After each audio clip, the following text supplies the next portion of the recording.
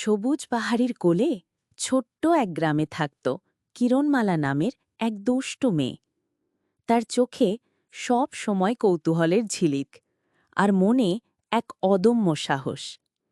একদিন দুপুরবেলা নদীর ঘাটে বসে সে যখন রঙিন পাথর কুড়োচ্ছিল, হঠাৎ নদীর জল চিকচিক করে উঠল।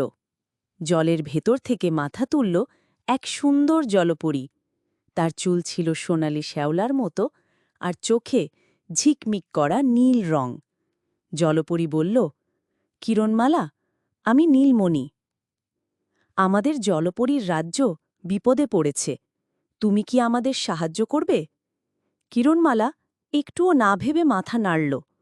অবশ্যই করব, কিন্তু আমি কিভাবে যাব তোমার জগতে? নীলমণি মৃদু হাসল। তার হাতের জাদুর ছড়ি ঘুরিয়ে বলল, তোমাকে এক ফোঁটা জাদুর মুক্তা খেতে হবে।